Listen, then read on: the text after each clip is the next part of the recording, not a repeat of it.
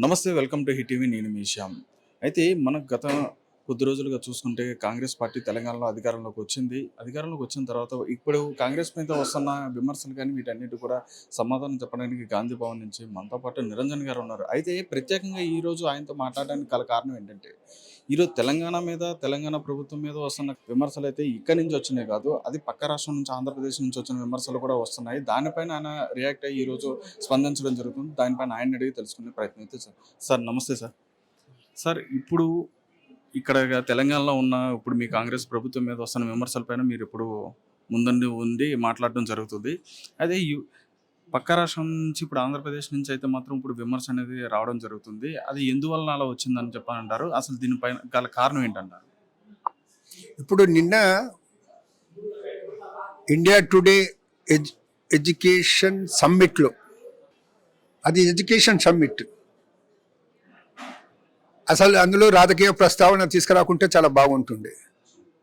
కానీ ఆయన మాట్లాడుతూ అంటే ఆయనలో ముందు నుంచి కూడా ఆయన మనస్సులో ఏదైనా ఉంటేలే సమయం సందర్భం లేకుండా స్పందించే రకం అది. సో ఆ రకంగా నిన్న ఏమని స్పందించిందంటే అడ్డగోలుగా కాంగ్రెస్ పార్టీ రాష్ట్రాన్ని విడదీసింది దాని మాట మాట్లాడి ఆయన అడ్డగోలుగా మాట్లాడినాడు. అది చెప్పి ఉన్న పలంగా అనేది కాంగ్రెస్ పార్టీ అనేది స్టేట్ డివిజన్ చేయలేదు. 60 years పోరాటం ఉంది, త్యాగాలు ఉన్నాయి. 2009 December 9th నాడు తెలంగాణ ప్రాసెస్ స్టార్ట్ అవుతుందనేసి ప్రకటించడం జరిగింది. ఆయన ఆంధ్ర రాష్ట్రంలో వ్యతిరేకత వచ్చిన దృష్ట్యా ఆ ప్రాసెస్ను నిలపటం జరిగింది. సుమారు 4 సంవత్సరాలు నిలపటం జరిగింది. కన్సల్టేషన్ ప్రాసెస్ మొదలైంది. జస్టిస్ కృష్ణ కమిటీ వచ్చింది, రిపోర్ట్ సబ్మిట్ చేసింది, అన్ని వర్గాలతో చర్చించడం జరిగింది. ఆల్మోస్ట్ అన్ని పార్టీలు కూడా తెలంగాణ ఏర్పాటుకు మాకు అభ్యంతరం లేదని చెప్పడం జరిగింది, ఇంక్లూడింగ్ తెలుగుదేశం, చంద్రబాబు నాయుడు పార్టీ. ఆ దశలో తెలంగాణ ఏర్పడిన తర్వాత అడ్డగోలుగా విడగొట్టిన మాట ఎట్లా చెప్తారు చెప్పండి. అది అదొక అంశం. అయితే రెండో అంశం ఆయన చెప్పిందంటే ఇప్పుడు మా కుటుంబాన్ని కూడా విడగొట్టే ప్రయత్నం చేస్తుందన్నమాట చెప్పడం జరిగింది. గతంలో కూడా మా బాబాయ్ వివేకానంద రెడ్డిని నాపై పోటీ చేయించడానికి ఉసిగొల్పిందన్నమాట నిన్న మాట్లాడుతూ చెప్పడం జరిగింది. అసలు కాంగ్రెస్ పార్టీ నుంచి విడిపోయింది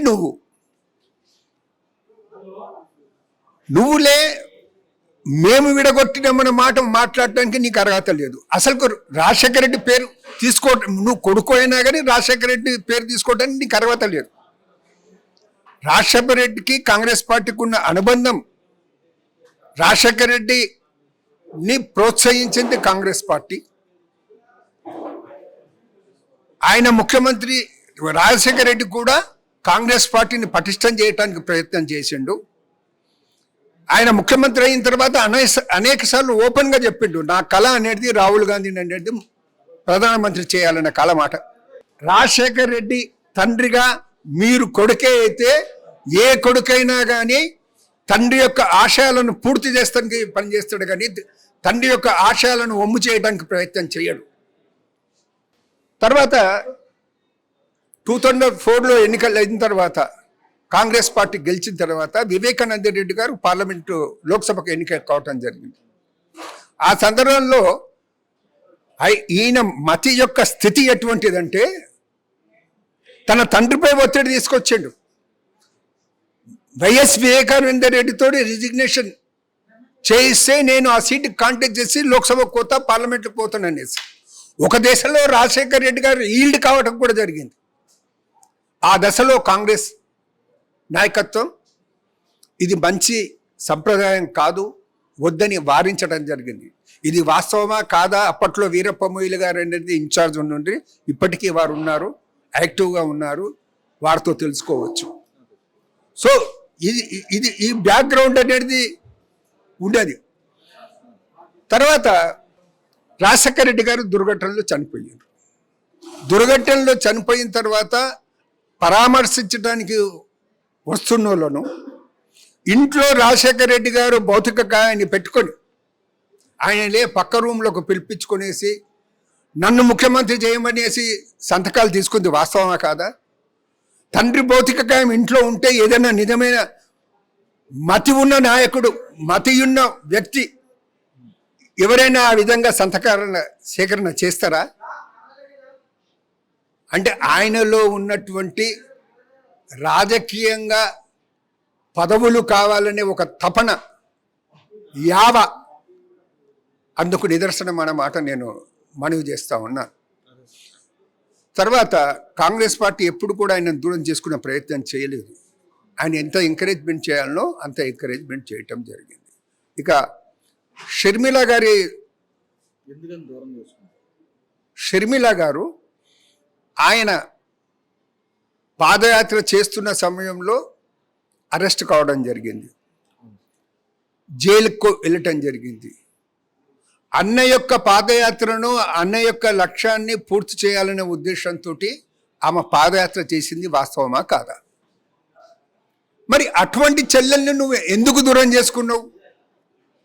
ఆ దూరం చేసుకోవడానికి ఇప్పుడు ఆమె ఆంధ్రప్రదేశ్లో ప్రెసిడెంట్ అయ్యిందోమో. నువ్వు ఎన్ని సంవత్సరాల కింద దూరం చేసుకున్నావు ఆ చెల్లెను? నువ్వు కుటుంబాన్ని ఆ విధంగా విడగొట్టడానికి నువ్వు కారణమా, కాంగ్రెస్ కారణమా? ఒకసారి ఆలోచించుకోవాల్సిన అవసరం ఉందన్న మాట కూడా నేను మనవి చేస్తూ ఉన్నాను. నేను మరొకసారి జగన్ గారికి చెప్తా ఉన్నాను, నీలో ఉన్న రాజకీయ యావను తగ్గించుకో. నువ్వులే ముఖ్యమంత్రి అయిన తర్వాత ఆంధ్ర రాష్ట్రం గురించి, ఆంధ్ర రాష్ట్రంలో నెలకొని ఉన్న పరిస్థితుల గురించి నేను తెలంగాణ కాంగ్రెస్ చెందిన నాయకుడిగా నేను వ్యాఖ్యానించదలుచుకోలేదు. కానీ పత్రికల్లో వస్తున్న వార్తలు, ప్రభుత్వం పనిచేస్తున్న తీరు, కక్షలతో కార్పణ్యాలతో నడుస్తున్న పద్ధతి, అది ఎంతవరకు రాజశేఖర రెడ్డి గారి ప్రతిష్టకు అనేది